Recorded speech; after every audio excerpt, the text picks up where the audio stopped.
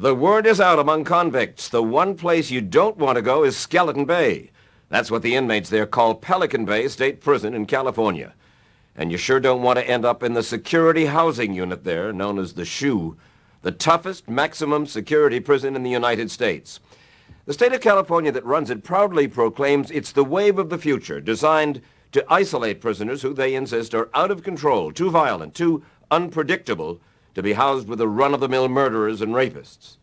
But to the men who are locked up there, especially in its SHU, Pelican Bay is simply torture, a living hell where inmates are brutalized and sometimes driven insane.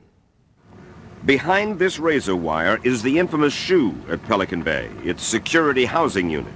Windowless, high-tech, silent, grim, concrete bunkers.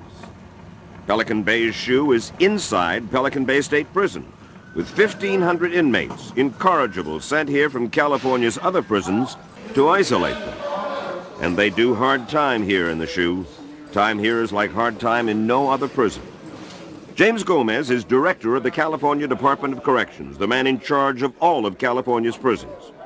He says Pelican Bay SHU is reserved for inmates who commit crimes while they are in prison.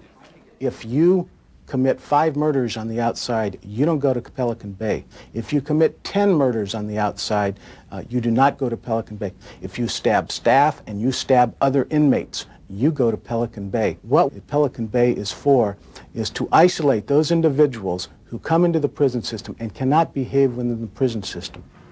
Built at a cost of $250 million, Pelican Bay was designed as a massive automated isolation unit using state-of-the-art technology.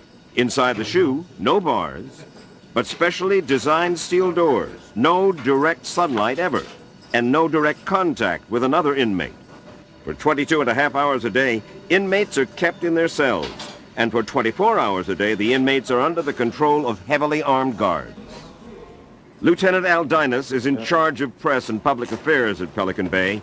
He took us on a tour. This is not for bullets. This is for... No, it's not. It's to stop penetrating type objects like spears, knives, darts. The SHU consists of sections. Each section has a 500-foot-long concrete corridor. You have 3 cell blocks on the left and 3 cell blocks on the right. Wait a minute. What are you saying? People live behind these walls? Yes. I would say approximately 550 to 600 inmates. Behind these gray walls? Right. Front door, please. As we said, there are no windows and no direct sunlight inside Pelican Bay's SHU. Skylights in the pods let light come in down into the pod area that filters through our doors into the cells. I don't know why I feel that it looks a little bit like a spaceship or something. I don't know. Or a space station. Okay. This is the design. This is what we call a pod. Every pod is a small self-contained unit with 8 cells on 2 tiers. Can we go in there? No, we cannot. We do not go inside the pod areas. Because? Safety and security. We do not let anybody in there but our staff. These pictures from inside the pods were provided to us by the California Department of Corrections. For an hour and a half a day, an inmate is allowed out to shower and exercise in a 12-foot by 28-foot concrete pen, which is connected to the pod. They're under constant video surveillance monitored by the guards. Guards who can look into every pod and who remotely control every cell door. Unlike other prisons, at Pelican Bay, security is so tight in the SHU that any job involving contact with an inmate, like serving them their meals in their cells, is done by the guards. What we do is we ensure that our officers do it. That way there's no chance of either contraband, narcotics, weapon stocks, or even weapons being passed down into the units. Always handcuffed and chained together when they're outside the pod, inmates are allowed weekend visits, still in handcuffs. And those visits are rare because 60% of the inmates are from Southern California, 800 miles to the south. They also get a weekly visit to the law library required by the U.S. Supreme Court. These law library visits enable inmates to work on their legal appeals and the thousands of complaints they file about life in Pelican Bay. What puts you in this building is an act you have committed within the Department of Corrections. Like? It's an act of violence, being caught with weapons, being caught running narcotics, being designated as a prison gang leader, a member. That will bring you to this building. It's not what you've done on the streets. Hey, Mike. The man in this holding cell outside of his pod is Todd Ashker. Ashker is in prison for murder. I didn't even consciously know I was stabbing him because I was just trying to the guy just kept coming at me. Todd Ashker, according to the Department of Corrections, is a member of a white racist gang, the Aryan Brotherhood. He was sent to the Pelican Bay SHU because he assaulted a guard and killed another inmate. I killed the dude, right? But it was in self-defense. Why'd you kill the guy? The guy wanted me to give him some money and all this. He felt I owed him, right? And I didn't feel I owed him nothing. So you killed him?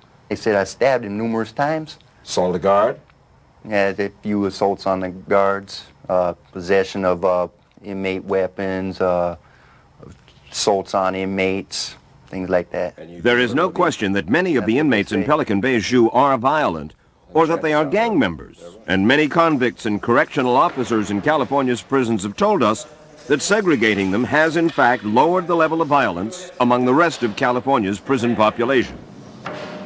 But there are disturbing allegations and a growing controversy about abuses in Pelican Bay Prison and its security housing unit. Allegations that are about to be played out in federal court in San Francisco in a massive class action civil rights suit in which inmates are alleging that they are brutalized and sometimes driven insane in the SHU, and that some were sent there in the first place because they were mentally ill. A lot of the people who end up in Pelican Bay SHU are the last people who ought to go there. Dr. Stuart Gracian is a professor of psychiatry at Harvard Medical School. He is an expert on the effects of isolation and solitary confinement. Dr. Gracian interviewed scores of inmates in the Pelican Bay SHU, and he says that over a third are psychotic. We're talking about people who have acute, emergent psychiatric needs, who should be in a hospital and being seen on an hourly or every 2-hour basis. Dr. Gracian went to Pelican Bay to investigate the psychiatric care at the prison because he's preparing to testify as an expert witness for the inmates in their lawsuit against the California Department of Corrections, the CDC.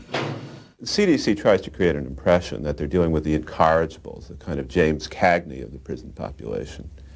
What they're often dealing with is the wretched of the earth, people who are mentally retarded, mentally ill. Lofafora Contreras is a transsexual confined to the SHU. It's like a modern dungeon, 20th century dungeon, high-tech dungeon, with all these little techniques to bend our minds, to break us. And it worked on me. In December, I tried to commit suicide. I jumped off the second tier because they missed my meal again. James Moore, who has brain damage, was in the SHU suffering from seizures and was given the wrong medication. I started having delusions. Illusions were coming out of the walls, and I was starting having really bad things. And what kind of treatment did Moore receive then? He says a team of officers came in to extract him from his cell. When they come in, they have helmets, they got shields, they got towels, they got tasers, they got bulletproof vests on, they got combat boots on, they got steel batons, and they come in and they beat the shit out of you, man. One of the really tragic parts of this is that there are treatments for these kinds of conditions. Many of these people have minimal brain damage. Many of them would do extremely well with anticonvulsant medications, mood-stabilizing medications, lithium. Many of the people who end up in Pelican Bay SHU are precisely those people who need that kind of treatment and would do well with it. But instead, once they're in that criminal justice system, their behavior is viewed as criminal behavior to be punished. And they get punished, and they get sicker, and they become more violent, more out of control. Do they mix with each other, all the guys in this pod? No, they do not. Any communication they have is through the doors. If they come out of their pods, they will come in contact with no other inmate. They can talk, but they have no physical contact. Good God. And this can go on for years in here? Depending on the circumstances of the case, it could go on for years. There's an eerie quality here, Al. It's different from when you walk into most prisons, the old prisons. You don't have the yelling and the screaming. Right. It's very quiet. What goes on inside those cells? What goes on inside the minds of these people in there? I mean, in this silent, otherworldly atmosphere. People describe the walls of their cells start to move in and out. Lights start becoming brighter and duller. And there's more. People who are smearing themselves with their own feces, drinking out of their toilet bowl, eating their feces. Even people are eating themselves. Some people in SHU will become howling, violent, agitated, out of control. A good example is the prisoner who describes he hears the faucet dripping. And over time, the dripping gets louder and louder and louder, and then he can't stand it, and it starts to drive him out of his mind. You make it sound, Dr. Gracian, like torture. The results are torture. They're mental torture. I mean, in some ways, it feels to me ludicrous that we have these debates about capital punishment, when what happens at a place like Pelican Bay SHU is a form of punishment that's far more egregious. They say I have some assaults of spitting, kicking. That was basically it. A guard, prison guard. Vaughn Dortch, a 28-year-old car thief, was sent to the Pelican Bay SHU for fighting with other inmates and assaults on staff. After 9 months, Dortch, who had no prior history of mental illness, deteriorated. He became psychotic, bit a correction officer, insisted he was a killer bee, and began to smear feces and urine on his body. Dortch, another guy I'm talking about? Yes. Mr. Dortch had speared fecal matter all over himself. He was ordered to take a bath. He was escorted. Ordered to take a bath? The doctor had ordered him to be given a bath for sanitation. He was taken to the infirmary, and during the bath process, he was burned. What had begun as apparent psychological torment became physical in the case of Vaughn Dortch. They picked me up and placed me in the bath, yes. I was trying to get up. I started hollering, you know what I'm saying, and trying to get out of the bath, and they just put me in it. Pushed my legs down and put me in it. You could smell my skin burning. I was cooking. Yes. It's the same way you broil or cook food and you could smell it. Yes, you could smell me. Smell my skin burn. Yes, sir.